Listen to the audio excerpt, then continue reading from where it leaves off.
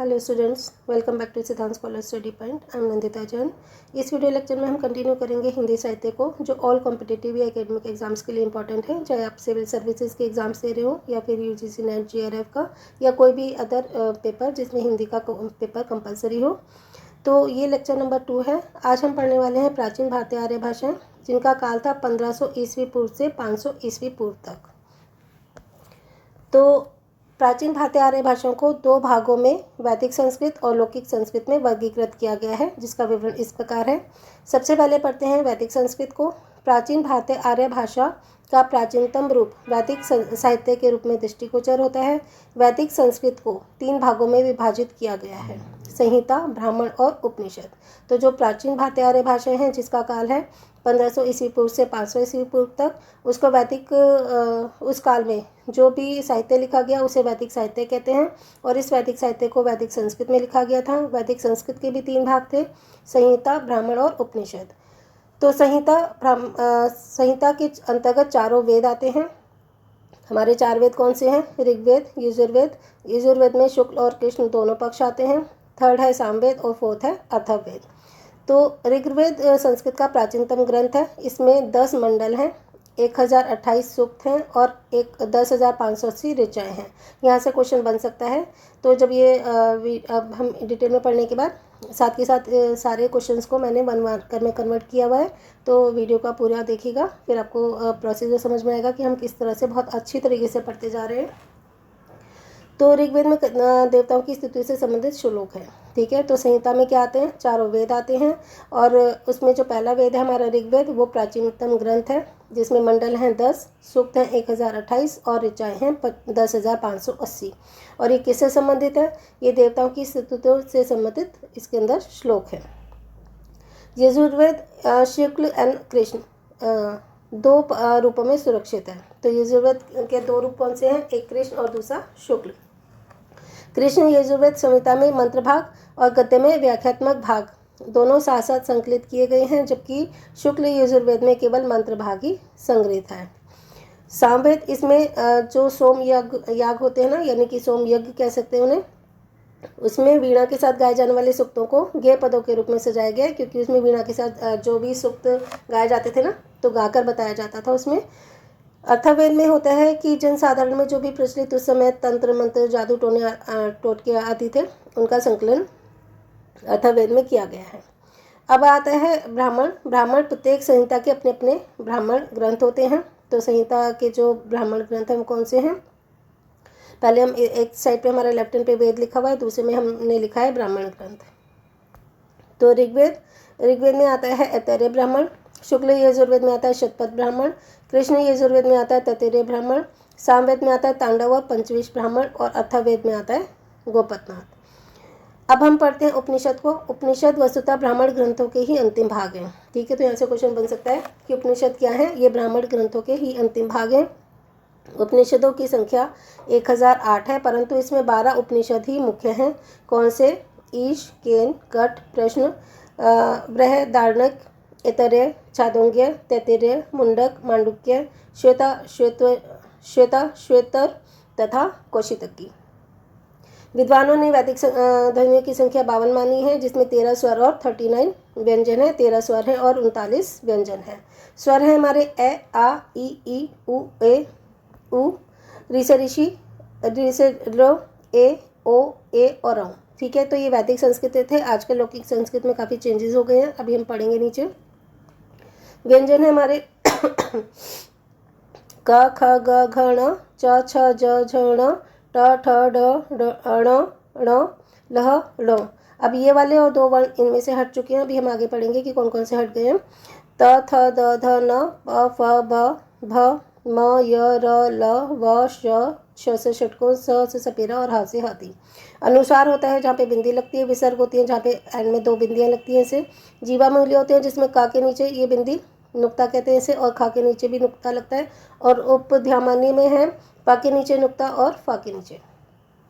तो ये हमारे वैदिक संस्कृत के स्वर और व्यंजन थे। वैदिक संस्कृत में 3 लिंग थे। कौन कौन से? पुल्लिंग, स्त्रीलिंग और नपुंसक लिंग, तथा 3 ही वचन थे: एक वचन, द्विवचन और बहुवचन। ठीक है। पुल्लिंग होता है जो बॉयज़ के लिए यूज़ करते हैं, लड़कों के लिए स्त्रीलिंग होता है लड़कियों के लिए, और नपुंसकलिंग होता है जो नॉन लिविंग थिंग के लिए यूज़ किया जाता है। और वचन में भी अगर एक की बात करें तो एक वचन, दो लोगों की बात करें तो द्विवचन, और अगर दो से ज़्यादा की बात करें तो बहुवचन। तो अभी हमने पढ़ा है वैदिक संस्कृत के बारे में, ठीक है। तो इसके वैदिक संस्कृत में हमने कहा कि जो टोटल 3 भागों में विभाजित किया गया है, संहिता, ब्राह्मण और उपनिषद। फिर हमने संहिता में पढ़ा कि चारों वेद आते हैं, फिर ब्राह्मण में पढ़ा कि कौन से वेद हैं, कौन से ग्रंथ हैं, फिर उपनिषद पढ़ा। उसके बाद हमने वैदिक संस्कृत में जो भी ध्वनियाँ थी, स्वर थे, उनके बारे में पढ़ लिया है। अब हम पढ़ते हैं लौकिक संस्कृत के बारे में। पाणिनि की अष्टाध्यायी, रामायण, महाभारत, पुराण आदि की रचना लौकिक संस्कृत में ही हुई है, ठीक है। पाणिनि क्या थे, एक वो थे जो काव्य लिखते थे, महाकाव्य की रचना इन्होंने की है। और इनकी जो अष्टाध्यायी है, रामायण है, महाभारत है, पुराण आदि की रचना लौकिक संस्कृत में इन्होंने की थी। लौकिक संस्कृत में केवल 48 वर्ण रह गए हैं। कौन कौन से हट गए हैं? ल, लह, जीवामूल्य और उपधाम्य, ठीक है। तो जीवामूल्य हट गया, उपधाम्य हट गया, और ये ल और ये वाला ल ये हट गया है। तो इस कारण ये जब लुप्त हो गए हैं तो लौकिक संस्कृत में केवल 48 ध्वनियाँ ही शेष रह गई हैं। लौकिक संस्कृत में वैदिक संस्कृत की अपेक्षा क्रिया रूपों और धातु रूपों में भी विशेष अंतर आ गया। जितने क्रिया रूप हैं, धातु रूप हैं, उनमें भी काफ़ी अंतर आ गया है। तो आज हमने ये छोटा सा पार्ट पढ़ा है। अब इसके अंतर्गत जो भी क्वेश्चन बनते हैं हम इसको देख लेते हैं कि इनमें कितने क्वेश्चन बन रहे हैं। देखिए, पहले हमने क्वेश्चन पढ़ लिए थे, जो पहली वाली वीडियो है उसमें हमने 16 क्वेश्चन कर लिए थे, इसमें और आ गए हैं। चलो देख लेते हैं। आधुनिक हिंदी यूरोपीय भाषा में प्रमुख भाषाएं कौन कौन सी थी?